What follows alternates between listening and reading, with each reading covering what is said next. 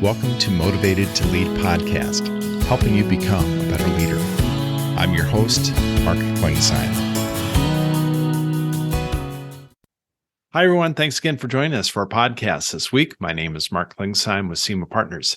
Each week, we interview leaders and they share lessons learned from their careers. Our goal is to help you become a better leader. This week, we're going to revisit a conversation that we had this past year with Paul Batz. Paul is an executive coach. He is the CEO of Good Leadership, and he has some great thoughts he's going to share around leadership and becoming a better leader. Looking forward to today's conversation with Paul. Well, Paul, I guess first off, can you give us just a little bit of your background, a little bit of your career story?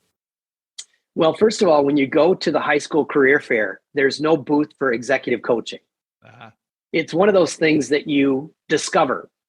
And so my path is that I understood at a very early age, I was working at a grocery store. And part of the job of bagging groceries is that every once in a while you have to work the outside. That's where people come up in their car and you put the groceries in their car. Well, one of my buddies showed up with his mom and I put groceries in his car and he gave me such an interesting look. And I thought to myself, I hate this job and I need to do something differently. And so that week I learned about one of my parents' friends who needed their house painted. So I called up one of my buddies and said, hey, I think we could make money painting houses instead of bagging groceries. And he was working at a gas station. So we started painting houses and that turned out to be profitable and fun and outside. And I learned at that stage, I loved working for myself way more than I loved working for the grocery store. And that kind of set off my entrepreneurial journey. I had that business all the way through college. I sold it to a couple other kids that came from behind me. I put myself through college, basically painting houses. And I got started into an entrepreneurial firm. I was the third employee hired. It was in the PR and advertising world. And what I learned is that negotiating contracts with all those mostly housewives who needed their house painted was a skill that I had. And I was almost instantly better at it than the founder of the firm. And so I've been on the front end of professional services my entire life. I started in PR and advertising, which is basically the sociological sciences. It's how do you move the masses towards what you want them to do. And then I became a partner at the firm Padilla Spear Beardsley. And John Beardsley, the CEO there, really, really changed my life. It was the late 1990s. And I was a partner in the firm. I was in charge of business development. And that was when companies like Medtronic and the big companies in Minnesota were spinning off ideas into the IPO market, initial public offering market. That was before Sarbanes-Oxley made it much harder. And our firm, Padilla, had a New York office. And so over a period of about 3 years, we had almost 100 companies go public through Padilla. And a lot of them asked us to take take stock in exchange for fees because they didn't have any money. They said they didn't have any money at least. So we learned that the ones who spent time making sure they were aligned and committed and accountable to one another, usually it was a 3-person team. If they spent time, getting their act together, they would come back from New York with a higher valuation and therefore Padilla would make more money. Beardsley changed my life when he said, we're not doing a fee for stock deal ever again unless they spend a 3-day workshop with Batz. And at the moment, I didn't realize that I was no longer in PR. I was actually in organizational effectiveness, organizational development, and executive coaching. So one of our clients at the time was a firm that did industrial organizational psychology. She hired me away. I ran that firm for 7 years. It was a wonderful time right up until the Great Recession. And I started Good Leadership Enterprises on November 1st, 2009. I sold out of my partnership in the other firm. My wife and I, together with 2 kids in college, started at what seemed like a horrible time. However, it turned out to be a blessing and one of the things that I'm the most grateful for. We have a very positive message at Good Leadership. We believe goodness pays.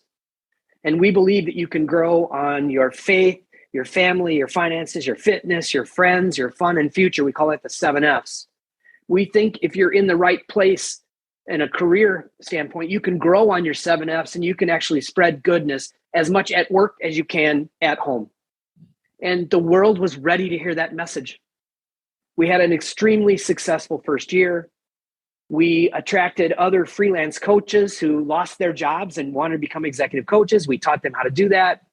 And most of those coaches are still with us today. Today, we have 17 coaches around the country, and we work with executive teams in high growth organizations. And we coach around the idea that goodness pays. So that's my story. Great. So if you were able to spin back time and talk to a 22-year-old Paul, what advice would you give him? Well, it's interesting. I found that question to be fascinating. I'm glad you gave that to me in advance. I think there are three things that I would say to 22-year-old Paul. Number one, the world is set up for people who are not like entrepreneurs of today. You're told you need to retire by a certain number with a certain number in your bank account. And the more you focus on that, I think the narrower your life gets. I made very little money in my first job. But my experiences that I gained were significant. So that's the second message. The second message to 22-year-old Paul would be is that as long as you learn from every hour of every day in the first decade of your career, you're going to find the time where you're going to leapfrog people, which is exactly what happened to me. And then the third thing is, really understand who you are and what's going to make you happy for the remainder of your life. And when we actually committed to this idea that goodness pays, I had equally as many people look at me and say, "What the heck are you talking about?" And others would say, "Oh my God, what a refreshing message. Tell me more and how can I help you?" So I do think most people today cannot live by the conventional ideas that you're taught in your 20s. I think that as long as you learn from every encounter and you store it all away, that's really powerful. And then the third thing is, figure out as fast as you can, who are you and what do you stand for? I have to give a lot of credit to one of my mentors, Richard Leiter, who's the purpose guy. He really helped me at a time when I really needed it, zero in on who am I and what do I stand for? And I'm grateful for that. Any advice that you received early on that you should have ignored? Yeah. I stayed at my first job too long. I was raised, we were having children, and I was basically led to believe that a steady job was stability. And what I know now is that was not stability. There were a lot of other things I could have done that seemed more risky, that would have provided a lot more to my family. Now, I learned a lot from the School of Hard Knocks, and I have no complaints. I have a wonderful life today. But I think staying the course was not a smart move looking back. So you coach a lot of leaders and people that they're maybe moving into new leadership roles as a new CEO. What advice do you give them as they're leading either their first team or taking over as kind of a leader of an organization? It's beautiful because I take on 7 to 10 new CEOs a year. And actually what's interesting is I had 5 first-time CEOs who got their first CEO job during COVID. Wow. That I'm coaching. So the number one message is this: beware the superhero syndrome. The superhero syndrome begins when a new CEO takes over and says, "I'm going to lead by example." What they mean is that they're going to create a higher standard of accountability. They're going to work longer and harder. And what it does is it sets up a self-defeating cycle where people sit back and say, "Okay, well, if you're going to do all my work for me, or if you're going to make all the hard decisions, or you're going to second guess everything I'm doing, then I'm just going to let you do it." And you get exactly the opposite of what you want. You want engagement, you want empowerment, you want people who are committed to ideas and have each other's backs. Well, most CEOs that I've coached have gone through the superhero syndrome, and they get exhausted and they get tired of when the job becomes frustrating. So coaches, we ask a lot of questions. And so eventually 4 or 5 months into it, I'll say, "Hey, what's frustrating you these days?" And if they've got a long list, then that's a signal that they've bought into the superhero syndrome. And so we have to say, well, what role do you play in that frustration? And how is it that you maybe have your fingers in too deep in certain things where you're actually creating that frustration? And so it's a powerful concept. I write about it all the time. I speak about superhero syndrome all the time. And it doesn't fit into a high-performing team. So as you're thinking about, you mentioned that's one pitfall that a leader will fall into. What are one or two other things that you see common mistakes that new leaders make? Well, we've certainly learned this through COVID, that self-care has to be job number one. I see an entire generation of people asking the question, at what cost? I mean, anyone can work longer and harder to get better results. But we're starting to see that if it's not adding joy to your life, I mean, my job as a coach is to help our CEOs find the part of their work where it's actually adding years to their life. Because the conventional wisdom, if you get the big CEO job, you know what? You got to be prepared for the fact that it might take years off your life. And that's just a self-defeating idea that I don't think we have to buy into. And if you're a good leader and you empower other people and you help stimulate all the joy and positivity in their lives, well, then it comes back to you. The best CEOs I know, the job is adding years to their life because they're multiplying the basic joys of living that also happen to happen at work as well. So I think that's something that I think is really, really important, is self-care and trying to create an environment at work that's light, easy, and joyful. That produces much better results than the other way around. I know you do a lot of work around teamwork and Yes. putting together better teams. Talk a little bit about that, just a few kind of high-level concepts that you think would be helpful. Yeah, so let's go all the way back to 2010 when I started this firm in the recession. I met some beautiful people who'd lost their jobs, who were laid off, who did organizational effectiveness work. And that allowed us to sit around a table and dream. They were all on severance package. I didn't have a severance package because I quit my job and started my own firm. Sure. But we got to dream about what was it that we had seen that made some teams just so amazingly powerful and others just unable to align. And we landed on this theory that I write a lot about. We have a new book coming out. It's called Good Leadership as a Team Sport. And it's all about this theory that we use to coach teams. And it's called epoxy theory. We all know that epoxy are two chemicals that don't do anything by themselves, but you put them together in equal amounts and they create the strongest bond. So what we've discovered through our research is that there's a relational capital is one of those compounds and structural integrity is another. So the relational capital is to the degree that people actually care about each other. And you could say like each other, both personally and professionally. That has to be present in a high-performing team these days. And then structural integrity is how well is this team actually set up to succeed? It's about role clarity and planning and problem-solving processes where people do them together, not the superhero way, right? So when you have equal amounts of relational integrity, structural integrity, and relational capital, you get the highest performing teams. And so we've figured out how to measure how well those teams are set up to succeed with a simple 24-question survey that we've had hundreds and hundreds of reps on now for 10 years. And so when we engage teams that they just aren't clicking, we hear that word a lot. You know, we've got a good thing, we got a good plan, but something that we're just not clicking. So what we do is we assess then, are they overly relational or overly structural? And how do we find people on the team that have those natural skills and interests and abilities and get it so there's an equal voice around the table so everybody can bring their gifts and skills in the context of relational and structural. And when we do that, it's amazing how quickly we can turn it around. And when we get that done, then people actually want to be accountable, which is what every CEO wants, right? You want accountability, but there's a whole bunch of things that have to line up in order to get it. So that's how we think about it. So you've gotten into an organization, you're now leading either a team or the whole organization, and you find out that the culture isn't what is going to be successful as far as in the long term.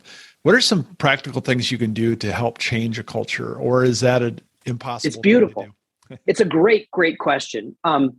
We have met leaders in organizations who say they can't change their culture. And then what we do is ask, well, then why are you leading?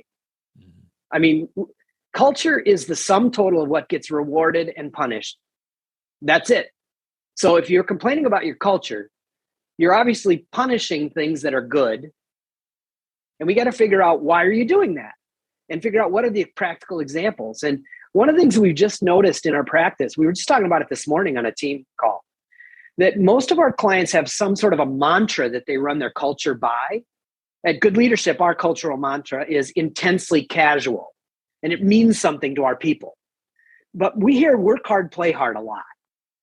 And we have 2 client organizations now, actually 3 as of this morning, who are telling us that the play hard is gone now, that their productivity has gone way up during COVID because we're using Zoom and things like that. But the sense that there's playfulness and that you can get some play hard at work is evaporating or already gone. And so we're using a bunch of exercises around goodness. We're using exercises around the 7 F's that we talked about earlier to help people find the fun in the work again, find the joy in the relationships in the workplace. And we just really believe that goodness pays, and what we concentrate on grows. So if you believe in those 2 ideas, then you can go to the 3rd step, which says what we look for, we find. So when we will engage managers and ask them, what's missing in your culture? They'll tell us, and then we'll say, is it possible that it's already there, but you're not seeing it? If you start seeing it and rewarding it, it'll be remarkable how much 6 months from now, people will tell us that your culture is coming back. But the idea is that you have to reward the right things and punish the wrong things. That's how you change your culture. There's no other way to do it. And so leaders have to be actively engaged and believe that they can change the culture. And luckily, when we choose clients and we get engaged with them, we can tell pretty quickly whether or not they buy into this. So you've written several books and encourage people to pick up. Are there other books that you recommend to leaders that you put on their reading list? Yeah, I think there are some classics. I always remind people that I think Built to Last and Good to Great are some of the best publications that were ever written for business people to read about culture and leadership. But interpersonally, so for your own personal growth, there's a couple that I recommend all the time in our coaching practice. One of them is called Halftime. Halftime by Bob Buford. It really changed my life. There was a time when I could tell that my career had stalled and I was not feeling like I was getting ahead in my life, and I confided in somebody who gave me his copy of Halftime. I devoured it, and it changed my perspective on life. And it caused me then to read something that I read in my early 20s that I had no idea what I was doing, and that is Napoleon Hill's classic, Think and Grow Rich. When I read that at age 46, when I had decided to start my own firm, it meant something to me, and it was deeply moving. Beyond that, there's a couple others that I think are awesome. One of them is The Alchemist.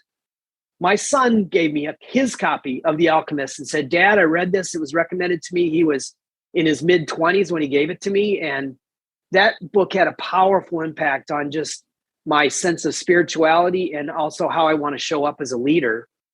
And then there's another one that's very uncanny, but it's a book called Chasing Daylight by a guy named Eugene O'Kelly.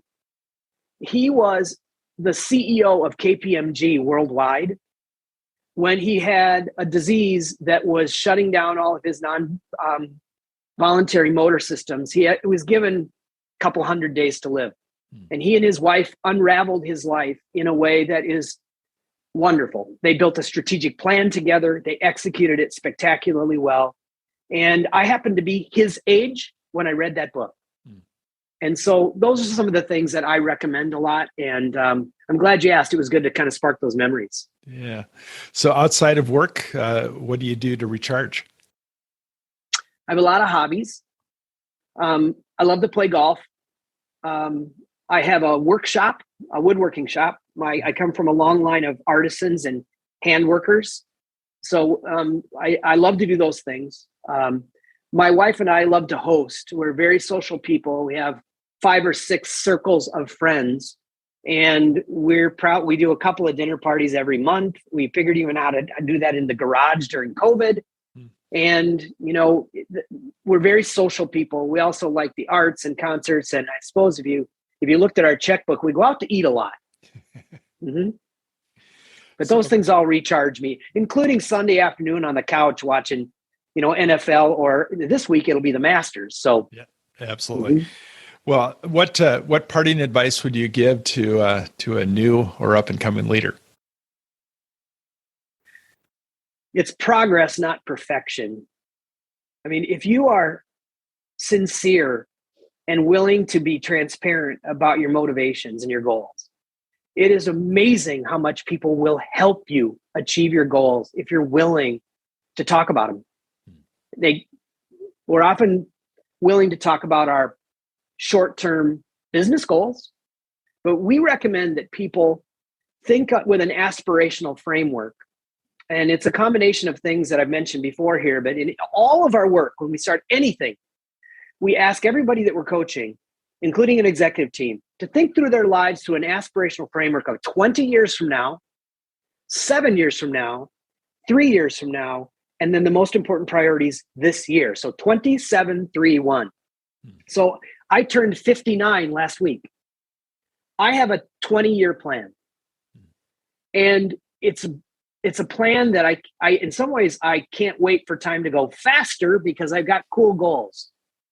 And the most important goals that we think are the ones you set for yourself 7 years from now. So I've got a very rich, vivid picture of how I want to live the next 7 years, which will end up at 66, which most people are thinking about slowing down and receding. I got a whole nother set of plans from 66 to 73. And then if you can get it down into 3 years, and we like to call these breakthrough goals. These are stimulating goals that you don't even know how you're going to do it, but just thinking about it and focusing on it actually makes you feel better and gives you a sense of momentum in your life. And then you can share, if you can share those goals and the things you're working on right now, people will go out of their way to help you become the person you want to be. You just have to have the courage and also the foresight to get specific about these goals. So one person said to me, I want to set foot on all 7 continents. And I said, by when? And they said, I hadn't really thought about that. I said, well, that's high intensity travel, dude. Right. And you probably better go to Antarctica first. And the only way you can get there is on a ship. And you realize that you got to spend like 14 days on a ship to get to Antarctica. And he's like, And so get specific with your goals, because people will literally weigh in and help you. And that's whether it's personal goals or professional goals. That's the advice that I would give to anyone who's listening today. Great. So how would somebody learn more about your work and your books? Well, our website is goodleadership.com. I have a blog there that there are several thousand readers every Tuesday. And we also have for listeners who might be anywhere near Minneapolis, St. Paul, or come through on business, we have a breakfast series called the Good Leadership Breakfast Series that we started in January of 2010. I didn't really intend for it to be something that would keep going, but in November of this year will be our 100th episode of the Good Leadership Breakfast. We've had over 30,000 guests. We host between 200 and 250 people 6 times a year on Friday mornings. And so you can find information about that on goodleadership.com. Those are probably the best ways. Great. Well, Paul, this has been a lot of fun. You've had some great insights you've shared, and I know it's going to be helpful for our listeners. And I wish you continued success in your 20-year plan. And Thank you. It's been great to connect with you. Thank you. Thank you for listening to the Motivated to Lead podcast. Please subscribe on iTunes. You can also see a video version of this interview at motivatedtolead.com. This podcast is brought to you by SEMA Partners, helping you find your next great leader.